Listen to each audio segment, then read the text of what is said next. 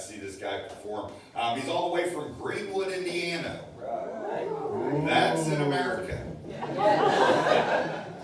Ladies and gentlemen, give it up for my very funny friend, Ryan May.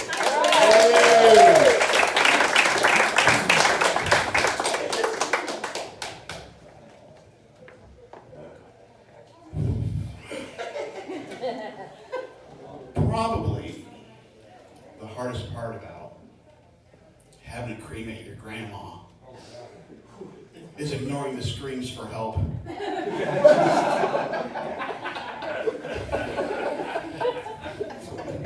My grandma, she was a deeply religious woman, real hellfire brimstone kind of lady.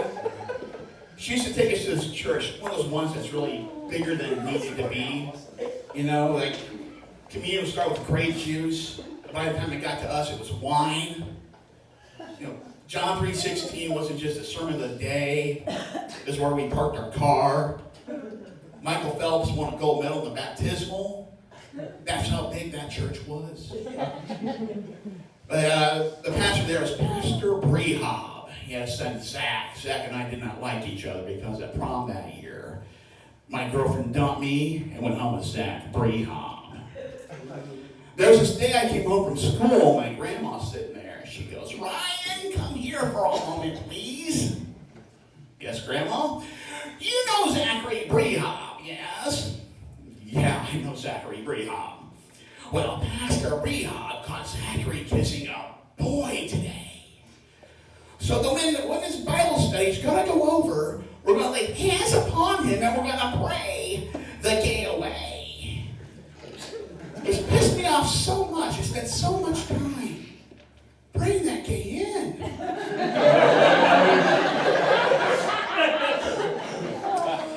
Oh, that laughter's so great. I love laughter. It's been a hard week at work for me. Just being here with you guys is just really helping me out because I got in trouble at work because apparently I offended a coworker. Now, in my defense, Becca, our receptionist, told me she's expecting her first child in 2 months. I said, "Becca, that's awesome. You're going to be a great mom and you look totally adorable with that belly bump." Well, it turns out she's adopting. I have to attend a class now. You guys want to know what really sucks? I was watching the Colts game. That's not what sucked. But they had Adam Vinatieri and he took his helmet off. And he had this big woolly Santa Claus beard and this gray hair. And I was like, "Oh my Lord, how old is that guy?" Well, it turns out he's just exactly 1 year younger than me. I'm old. Oh my gosh. I'm 47. My face is starting to sag. I'm looking like the jack-o'-lantern that I left on my porch since October. My hair didn't fall out, it migrated. I went streaking at the company Christmas party. I won the ugly sweater contest. My doctor told me I had to change my eating habits. He put me on a plant-based diet. Turned out he did not mean the Frito-Lay plant. So you guys got your Christmas shopping underway? No. Oh, yeah. I always procrastinate because I hate Christmas shopping. The music, the crowds, the pushy salespeople. I was in a Best Buy today. This lady, this saleswoman, is following me around. "Sir, can I help you find something? Sir, you need a hand with that? Sir, you want a credit application?"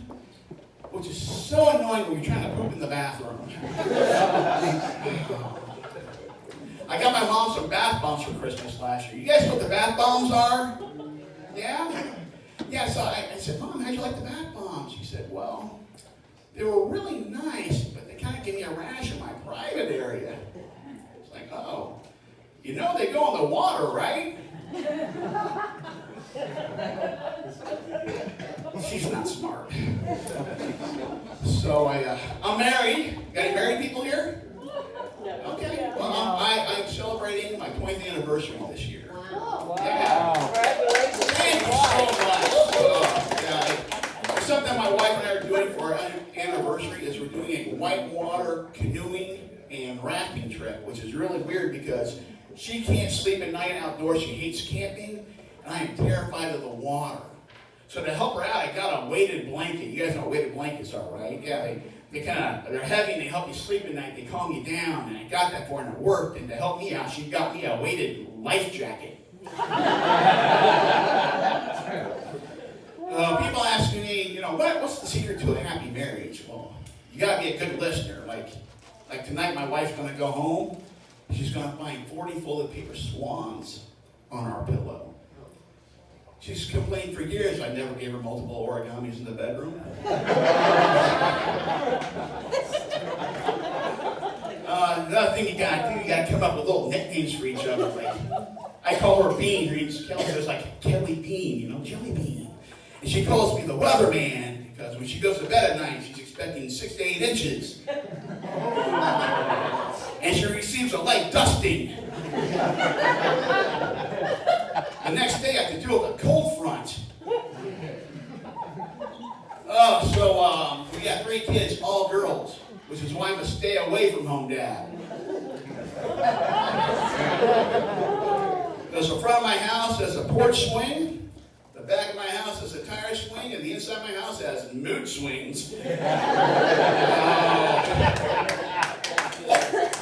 If I want to do it that many periods in one night, I'll watch a hockey tournament.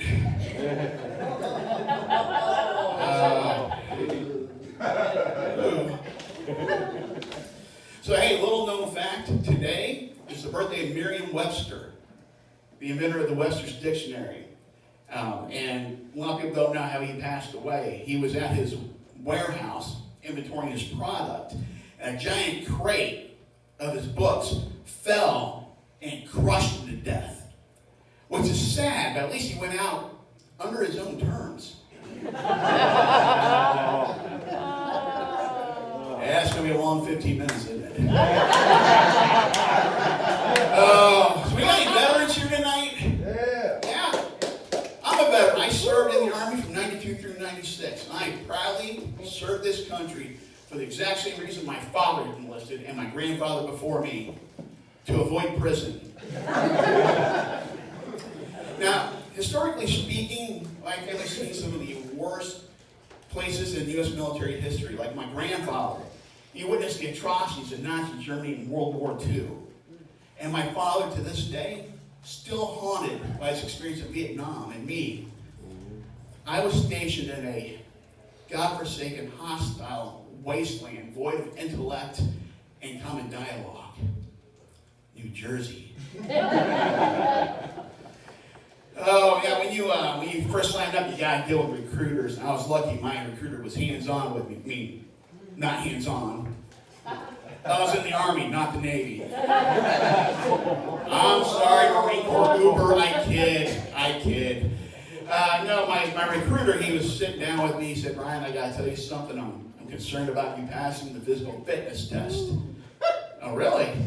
Wow, what was that? I mean, no offense, but you're surprised by that? I mean, look at this.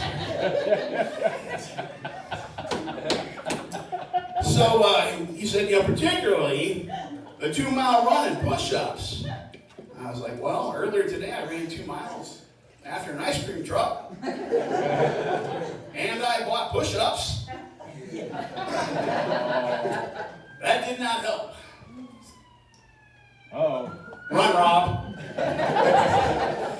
Oh, man, so when you get the basic training, your first week there is all about learning rules and regulations. Like how to wear the uniform. Your boots have to be bloused, your cuffs have to be rolled up, your rank has to be 1 inch from the tip of your collar, and they go for haircuts. And they tell you you can't have sideburns, hair can't be into your eyes, and above all else, no trendy haircuts. But then something weird happened. Military haircuts became a trend. They made us grow mullets. We're marching around posted without weapons. Business up front, party in the rear. That's the way we do it here. People thought we were the Canadian Army. Oh, man. And then the last week of basic training, our drill sergeants did something special. They would line us up, and they would give us nicknames. So they lined up. I'm next to my best friend, my ranger buddy, Stephen Riggs. And they go to the first guy, Private John McGee. Private McGee, you set the record for the long-range shooting range. You had 30 out of 30 direct headshots, a new record. Congratulations. Your nickname is Bullseye. You hear that, man? That is a cool nickname. Oh my gosh, this is cool. They slide down the Ricks. Private Ricks. You set the record for explosive ordinances. You mastered the hand grenade range, you mastered the claymore mines, and you were an expert on the knowledge on the anti-tank force safety rocket launcher. We're going to nickname you Boomer. These nicknames are so cool. They slide down to me.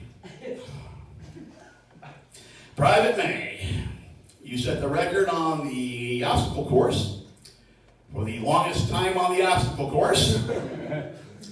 Your nickname is Decoy. Oh, man. So, I had a joke set up, and I totally blanked it. I left my notebook back there. Don't you hate that?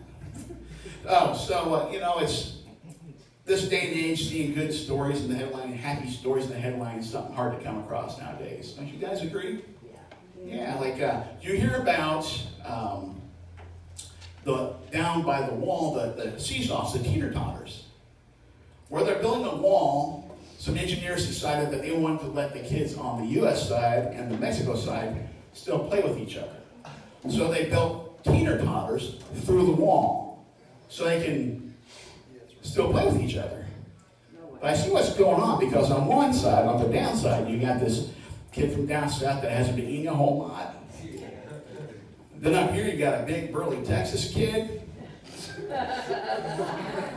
That's a catapult. Oh, if I remember my joke, I'll close with this.